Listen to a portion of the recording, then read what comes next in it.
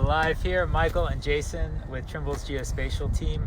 We're doing I'd scan that today, and so we have two cars that we're going to scan. Jason, what do you want to scan? Well, I'm going to scan my truck here, the old Dodge Ram 1500. Hit me. Jason's pretty proud of his truck. It's also bright white, which is interesting in contrast to the other vehicle. Casey, if you want to kind of pan over to the other vehicle we're scanning, is a dark black Audi S4. So just jumped out the truck so we're not shaking it while we're doing the scan. Just going to go ahead here. We've got it set up to do a 1 minute scan. We're also taking photos, so it's going to add a minute, so it's about 2.5 minutes. Just going to click start, and it's going to go around, check the level, do the automatic compensation on there, and then it's going to start scanning. This is the exciting part.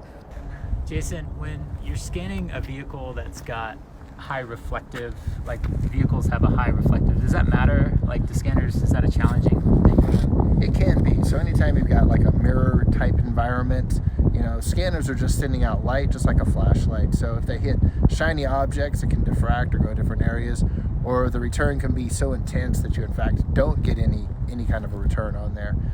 So it's always challenging to do that. This scanner's got high sensitivity mode to help with these difficult surfaces like dark black objects or shiny objects, and we'll see how it does here. I actually haven't turned on the high sensitivity yet. It looks like we're doing pretty good just with standard mode, but if we find some spots that we're not getting the data, we'll kick that high sensitivity on to make sure we pick up those black and those shiny objects. Can you show people, since the Audi is dark black and that would be a harder surface to scan, can you show them what that's looked like so far? Sure. In the scans you've done? So Casey, take a look down at his just going to take a look here.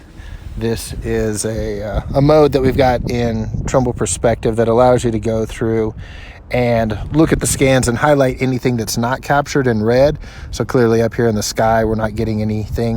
And then over here, here's the black car. It's got the shiny rims and the reflective on the headlights.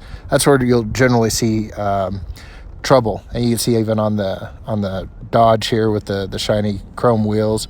We're getting a good amount of data, all the black on the bed liner. The only spots that we're really not getting any data is right here in a big pile of snow and ice. All right, so this scan just finished up. So we're gonna go ahead and bring the scanner down and set it down here on the ground and do a couple more scans around the vehicle.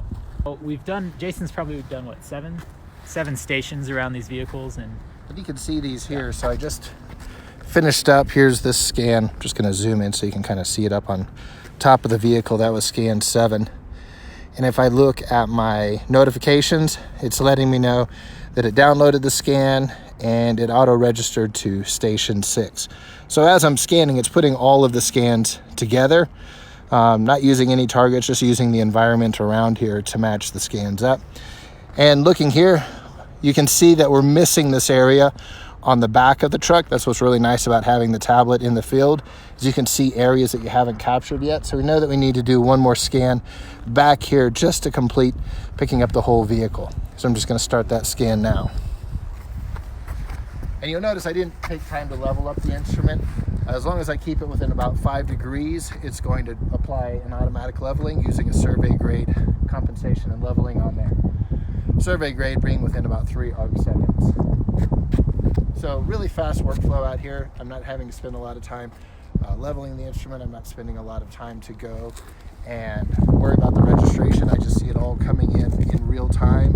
Now if it didn't register, I would go in and manually try to fix it, or I'd know that I went too far and didn't have enough overlapping data, and I could go back and get another scan before I move to the next position. What are your top tips for trying to save you time back in the office, so that you're not trying to merge a bunch of scans or trying to clean up a bunch of noise? Are there any things you do out here in the field that help that? Yeah, so some of the things I do out in the field, this is a pretty small project, so just knowing that it's registering here is good. But if I was on a bigger project, I would probably add labels. For example, you see we've got the high-rise building back here. If I was scanning the first floor, I would attach labels in perspective to call that the first floor and the second floor and the third floor. And again, it's going to be registering as I go, but when I get back to the office, if for some reason I have any questions, I can quickly just show all of the scans on the first floor, second floor, third floor. Or you can imagine if I had a crew out here and we had 4 or 5 of these scanners going, then I would know where they were. This guy could label his scans, southeast into the building. The other one could be like the northwest into the building. That would help quite a bit. Another thing that I do, today it's not too bad, it's just cold. It's about 14 degrees out here, so I'm glad the scanner goes to minus 20. But I was mixing Fahrenheit and Celsius, if that confused anybody. So the other day I was out scanning, and you see these light poles that are up here? It was really windy, and the light poles were shaking. Okay. And I knew when I got back to the office and I was checking the registration that I would probably freak out because things would look strange. Yeah. So I used the annotations in Trimble Perspective just to go and put a tag on that light pole, and I just said, really windy, light pole was moving. And sure enough, if you saw the webinar last week with RealWorks, I was looking at the registration and it showed up that the light poles weren't in alignment. And I like light poles for checking my alignment because they're nice and round or square, and you can really see if something's off.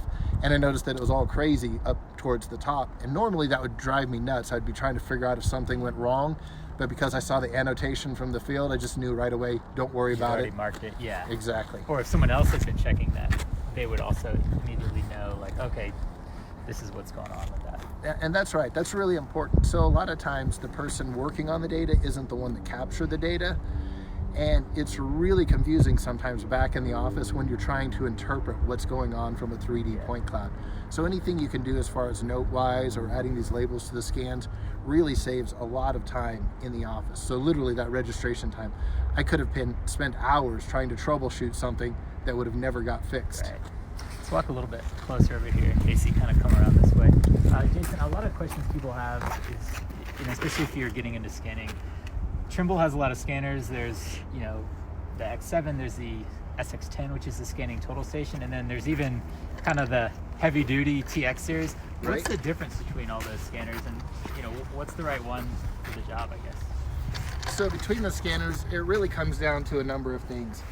I always tell people that there's no one perfect scanner that does everything. You've got short range scanners, you've got long range scanners, you've got scanners that are more accurate, have less range noise than other scanners. You've got big scanners and little scanners, and different prices on scanners. So it really comes down to what you're trying to do for your scanning application. And in fact, a lot of people I know, they'll buy one scanner that they use most of the time and rent another scanner for just the oddball project where they need to scan really far. But the X7 is, we've kind of referred to it as the perfect blend of features that you would need. It's not a high price scanner. I guess relative to other things it could be high price, but as far as scanners go, it's fairly reasonable. It's also very small and ergonomic, so easy to move around. In fact, I was crawling under my house with it a few weeks ago. And it's got a speed of 500,000 points per second. So it's quite fast. It's what I would consider a high-speed scanner. And it's getting the amount of data that I need. For, like these vehicles here, you can see I'm just doing a really quick 1-minute scan and getting more than enough data to know anything I would ever want to know about any of these vehicles or even the surrounding area. Where if you have like a TX8, it's going to be scanning at twice the speed, and it's also got a lot longer range.